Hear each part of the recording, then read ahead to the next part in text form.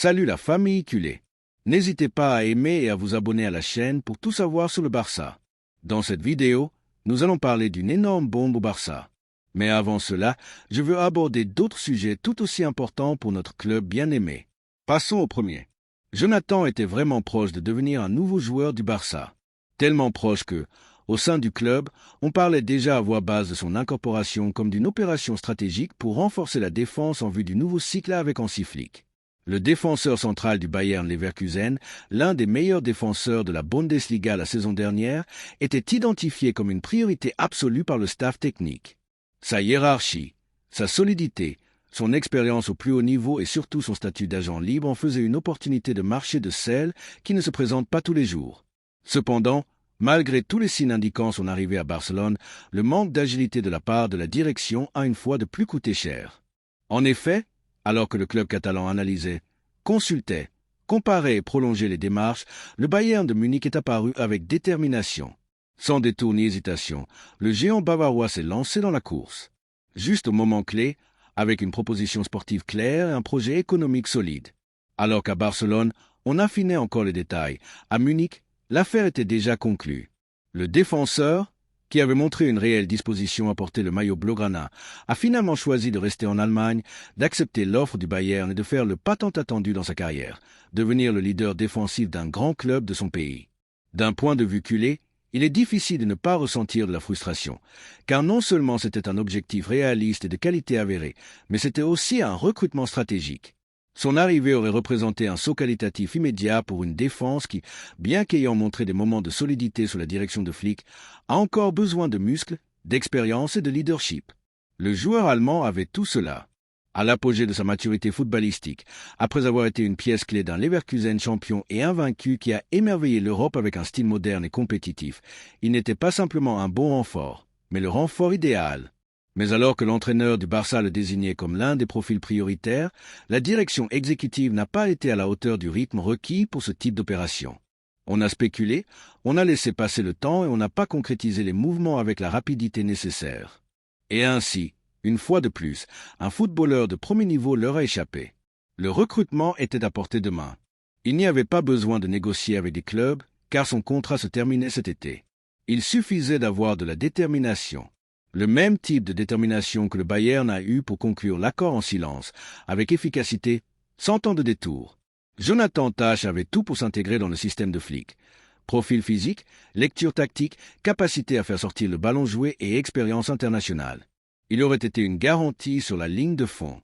De plus, son désir initial de quitter l'Allemagne ouvrait une réelle fenêtre pour le convaincre, mais au milieu des doutes émanant des bureaux blaugrana, le facteur sentimental du joueur, qui valorisait également le fait de rester dans son pays, est apparu. Et quand le Bayern est apparu avec un projet ambitieux où on lui a offert d'être le leader de la défense, il n'a pas trop réfléchi et on ne peut pas le lui reprocher. Ce qui peut être analysé, c'est pourquoi Barcelone n'a pas agi avec la détermination nécessaire.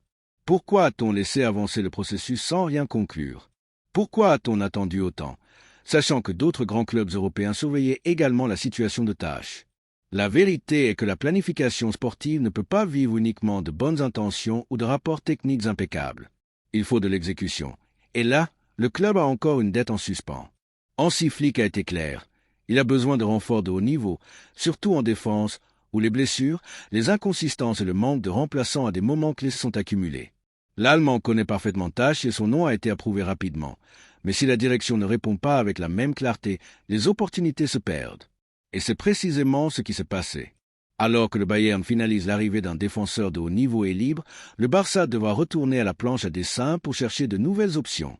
Mais sur ce marché, trouver un profil similaire avec de l'expérience, des performances de haut niveau et sans frais de transfert ne sera pas facile. Le niveau d'exigence est très élevé et la marge d'erreur est minime. C'était une opportunité parfaite et elle s'est échappée. Dans l'environnement culé, il y a un mélange de résignation et de colère, car on apprécie positivement l'intention d'aller chercher des joueurs de ce calibre, mais on exige plus de fermeté pour les conclure. Flick est arrivé avec une mentalité gagnante, moderne et exigeante, mais il a besoin d'outils pour exécuter son idée de jeu. Et la défense est l'un des points clairs renforcés. Le départ de joueurs, l'usure de certains vétérans et la nécessité de construire une base solide pour l'avenir oblige à ne pas échouer dans ce type d'opération. Jonathan Tah jouera la saison prochaine à l'Allianz Arena. Le Bayern se renforce avec l'un des meilleurs défenseurs d'Europe sans payer un seul euro pour son transfert. Et le Barça regarde à nouveau le marché avec le sentiment que s'il avait appuyé un peu plus tôt, il présenterait aujourd'hui l'un des piliers défensifs de l'avenir. Ce n'est pas la première fois que cela arrive, et si ce schéma n'est pas corrigé, cela pourrait ne pas être la dernière fois. La réflexion est claire, il faut agir avec plus de célérité et de conviction. Il ne suffit pas d'avoir de bons rapports et l'approbation de l'entraîneur. Il faut une gestion réelle, de la proactivité, savoir quand conclure et quand prendre des risques, car sur un marché aussi compétitif, les grands joueurs n'attendent pas éternellement, et encore moins s'il y a d'autres grands clubs prêts à leur offrir ce qu'ils recherchent immédiatement. Maintenant, il faut tourner la page, mais aussi apprendre. L'erreur ne doit pas se répéter. Le Barça doit être à la hauteur du projet que Flick veut construire, et pour cela, il a besoin de footballeurs comme tâche. Et maintenant, que faire? Attendre qu'un autre club conclue un autre des objectifs de l'entraîneur? Voir l'équipe commencer la pré-saison sans le renfort demandé par le technicien? Réagir tard? Une fois de plus, les fans culés sont fatigués. Fatigués de voir le même scénario se répéter été après été. Fatigués de voir des joueurs au profil Barça finir dans d'autres destinations par manque d'audace. Fatigués de voir les recommandations des entraîneurs qui ont un plan gaspillé. Flick a une idée claire, mais il a besoin de soutien. On ne peut pas lui demander des miracles sans lui donner les pièces. Et voici une question ouverte, de cœur à cœur, Blaugrana. Que pensez-vous, culé? Que pensez-vous d'avoir laissé échapper Jonathan, un défenseur qui aurait clairement amélioré l'équipe et qui était à portée de main? Croyez-vous que le marché peut encore être redressé ou commençons-nous déjà à perdre l'été? La deuxième nouvelle concerne une décision importante dans notre club. Ansu Fati, ce jeune qui a conquis le barcelonisme dès le premier instant avec son audace, son talent naturel et sa connexion directe avec les gradins, est sur le point de franchir l'étape la plus importante de sa encore courte carrière. Quitter le club qu'il a formé, l'a fait débuter et l'a vu briller de sa propre lumière dans ses premiers pas. Une décision qui, loin d'être douloureuse ou polémique, doit être interprétée comme une marque de maturité, tant de la part du joueur que de la part d'une entité qui est engagée dans une reconstruction profonde, réaliste et soutenue dans le temps. Ansu a émergé comme une étoile filante, de celle qui illumine le firmament pendant quelques secondes et laisse une traînée indélébile. Il a été l'espoir d'une génération, le symbole d'une relève prometteuse et la promesse que même dans les moments les plus sombres, le talent de la maison pouvait ramener l'équipe au sommet. Mais l'histoire, comme tant d'autres fois dans le football, ne s'écrit pas toujours avec le scénario attendu. Les blessures, cruelles et impitoyables, ont croisé son chemin et ont conditionné tout ce qui allait suivre. Il n'y a pas eu ni deux, mais une chaîne de contretemps physiques qui ont miné sa confiance, ralenti sa progression et laissé des séquelles visibles, tant sur le plan physique que mental. Le club, conscient du potentiel d'Ansu et de l'impact émotionnel qu'il avait sur les fans, l'a soutenu à chaque étape de sa récupération. On lui a donné du temps, de l'affection, des opportunités et des ressources. Il n'a jamais été laissé seul. Mais dans le sport de haut niveau, la patience a une limite, et cette limite est marquée par la nécessité de résultats, de performances soutenues et de compétitivité. Peu importe à quel point on veut protéger un joueur, s'il ne parvient pas à répondre sur le terrain avec la régularité et la contundance requises, il arrive un moment où des décisions doivent être prises, même si elles sont douloureuses. Le staff technique, dirigé par Hansi Flick, qui est arrivé au club avec des idées claires et une feuille de route exigeante, comprend qu'il ne peut pas continuer à miser sur des noms qui ne sont pas en mesure de rivaliser au plus haut niveau semaine après semaine. Il n'y a pas de place pour les doutes ni pour les promesses non tenues. C'est le moment de construire un bloc fort, dynamique, engagé et physiquement fiable. Et dans ce contexte, Ansu Fati ne s'intègre plus. Non pas par manque de qualité, mais à cause d'une réalité médicale qui est devenue un mur difficile à escalader. Et cela, aussi douloureux que cela puisse être, ne peut être ignoré. La proposition du Monaco apparaît comme un bol d'air frais pour toutes les parties. L'équipe de la Principauté voit en Ansu une opportunité en or de miser sur un talent qui, bien géré, peut exploser dans un environnement moins exigeant et plus axé sur la formation. Là-bas, loin des projecteurs de la presse espagnole, sans le fardeau émotionnel de devoir prouver quelque chose à chaque action, il pourra se retrouver avec le football, avec la joie de jouer, avec la naturalité de rivaliser sans penser à chaque mouvement. Et c'est précisément ce dont il a besoin à ce stade de sa carrière. Du temps, de la tranquillité et de la confiance, des ingrédients qu'il aurait difficilement pu trouver ici. Les conversations entre les parties progressent bien. L'entourage du joueur est convaincu que la Ligue 1 peut être le scénario idéal pour cette nouvelle étape. Le style de jeu du Monaco, Son pari sur les jeunes, la qualité de ses infrastructures et la possibilité réelle de disputer des minutes de manière constante sont valorisés. Pour un joueur qui a passé plus de temps en rééducation que sur le gazon ces dernières années, ce n'est pas un détail mineur. C'est une façon de réinitialiser sa carrière, de recommencer à zéro avec un sac à dos plus léger et avec une équipe prête à lui donner le protagonisme qu'il ne pouvait plus avoir ici pour des raisons logiques. Dans l'entourage du club, le départ d'Ansu est contemplé avec sérénité. Il n'y a pas de drame ni de polémique. Il est perçu comme ce qu'il est réellement, un mouvement cohérent, responsable et orienté vers l'avenir. Il ne s'agit pas d'un adieu définitif en termes affectifs, car les liens formés à la Masia et dans le vestiaire perdureront toujours, mais c'est une séparation sportive qui profite à tous. Libérer de l'espace dans l'effectif et dans la masse salariale permet au club de réorienter les ressources, de miser sur des profils plus adaptés aux nouveaux projets et de maintenir une ligne sportive cohérente avec les objectifs qui ont été tracés. Les fans culés, qui l'ont ovationné en son temps, ont également commencé à accepter cette réalité. On n'entend plus de voix demandant plus d'opportunités, car les opportunités ont été nombreuses. On ne parle plus d'injustice, car le temps a montré que la continuité ne dépend pas uniquement des décisions techniques. Maintenant, le sentiment prédominant est celui de compréhension, de respect et de désir sincère qu'Ansu trouve ailleurs ce qui n'a pas pu consolider ici. Car lorsqu'un joueur issu du centre de formation part par la grande porte, sans scandale, sans reproche, sans forcer les situations, le lien avec les fans reste intact. Et ce sera le cas d'Ansu. L'histoire du football est remplie de cas similaires. Des joueurs qui, pour des circonstances indépendantes de leur volonté, n'ont pas pu se consolider dans leur club d'origine, mais ont trouvé leur meilleure version loin de chez eux. Et ce n'est pas une trahison, ni une déception. C'est simplement une partie du chemin. Parfois, pour grandir, il faut s'éloigner de l'endroit qui vous a vu naître. Et quand le retour arrivera, s'il arrive, ce sera depuis la plénitude, la maturité et l'apprentissage. Car le talent, lorsqu'il est réel, ne se perd jamais. Il a simplement besoin de l'environnement adéquat pour refleurir. Maintenant, la question que beaucoup se posent est inévitable. Que pense le barcelonisme de cette décision? Est-ce le moment opportun? Y avait-il une autre voie possible? Toutes les options ont-elles vraiment été épuisées? A-t-on rendu justice à un joueur qui, malgré les adversités, n'a jamais cessé de se battre? Ce sont des questions valables qui doivent être débattues avec respect et information.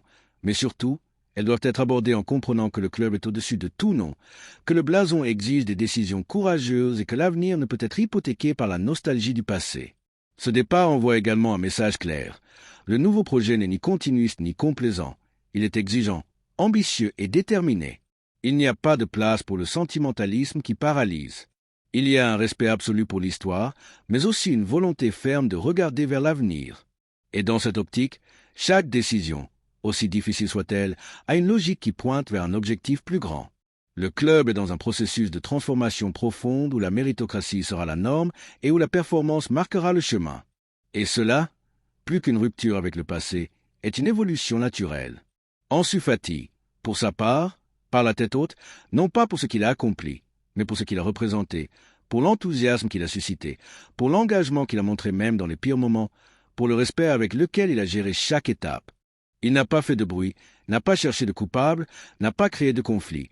Il a simplement accepté sa situation avec dignité et est maintenant prêt à recommencer. Et cela aussi, c'est être un professionnel exemplaire. Et toi, culé, comment reçois-tu cette nouvelle? Penses-tu que le club a raison de le laisser partir? Penses-tu qu'il y avait encore de la marge pour sa récupération ici ou comprends-tu que le cycle était terminé? Partage ton opinion. Car le barcelonisme se construit avec le sentiment de ses supporters, et dans ce cas plus que jamais, le débat mérite d'être entendu. La troisième nouvelle concerne ce que Mbappé a dit sur le Barça. Joan Laporta a décidé de faire un pas en avant sur le marché des transferts avec un mouvement qui pourrait transformer complètement le paysage du football européen. Le président du Barça s'est lancé dans la course pour Vitinha, le talentueux milieu de terrain portugais du Paris Saint-Germain, et a clairement indiqué que le club est prêt à rivaliser au plus haut niveau pour obtenir ses services. Dans une opération qui promet d'être intense, stratégique et chargée d'ambition, le Barça ne cherche pas seulement à se renforcer, mais aussi à envoyer un message fort. Il est de retour et le fait avec la fin de grandeur, l'intelligence sportive et un projet qui enthousiasme tous ses supporters. La figure de Vitinha représente, à bien des égards, ce que le Barça veut pour son milieu de terrain, de l'élégance en possession, une vision pour diriger les attaques, une intelligence tactique et un sacrifice en ballon. À seulement 25 ans, le Portugais a démontré au PSG qu'il est prêt à assumer un rôle de premier plan dans n'importe quelle équipe d'élite. Son évolution a été météorique. passant d'une jeune promesse à devenir un moteur incontestable du jeu parisien sous la direction de Luis Enrique. La combinaison de sa qualité technique, de son dynamisme et de sa maturité compétitive fait de Vitinha un profil extrêmement attractif pour l'équipe blaugrana, qui, sous la direction d'Hansi Flick, cherche à construire un bloc solide avec une identité claire et un potentiel pour dominer pendant des années. Laporta le sait.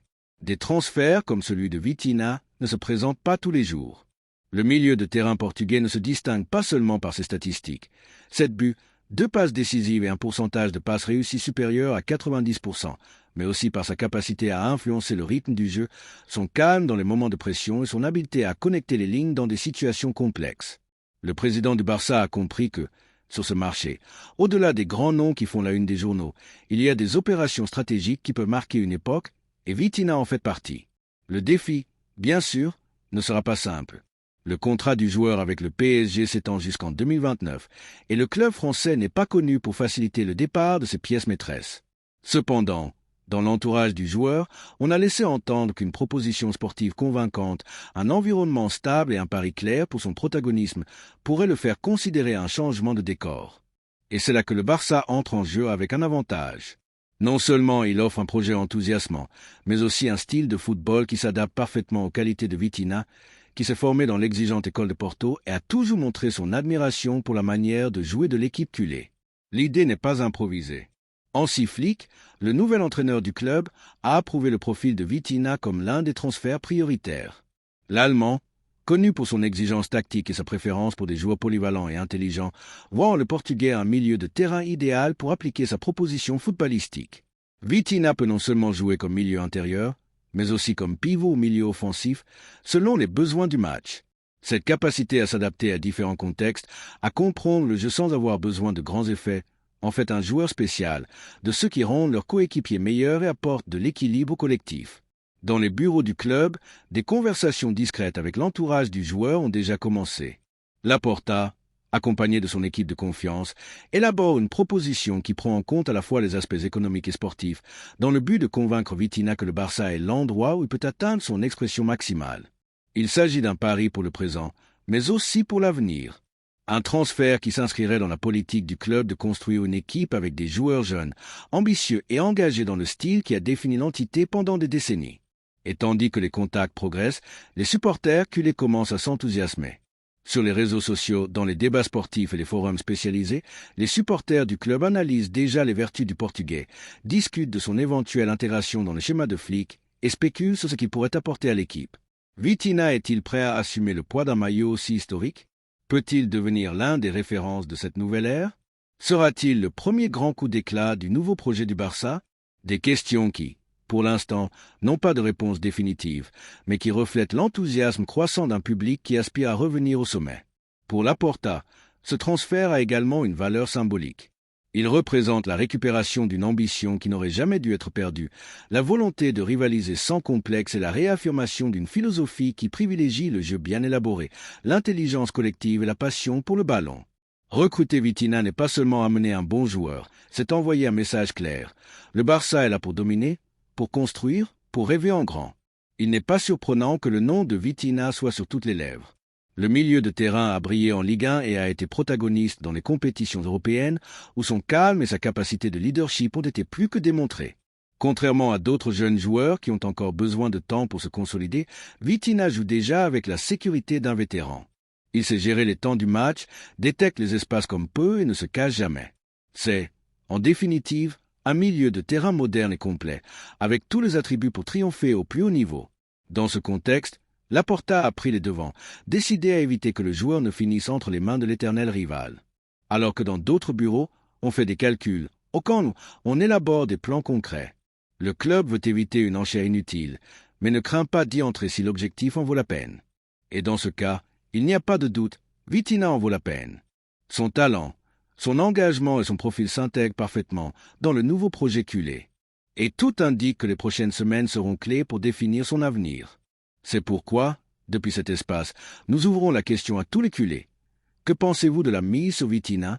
Pensez-vous que ce serait un succès de l'intégrer à l'effectif? L'idée de voir le Portugais en bleu-grenat, maniant les fils de l'équipe avec classe et détermination, vous enthousiasme-t-elle?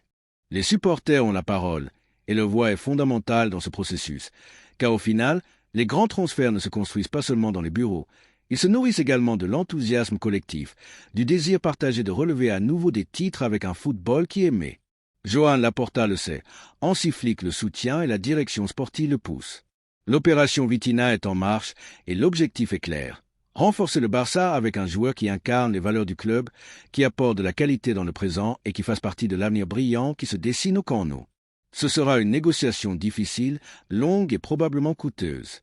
Mais dans le football, comme dans la vie, il y a des décisions qui marquent une ère, et celle-ci pourrait en être une. Car Vitinha n'est pas seulement un transfert, c'est une déclaration d'intention. Donnez-nous votre opinion dans les commentaires.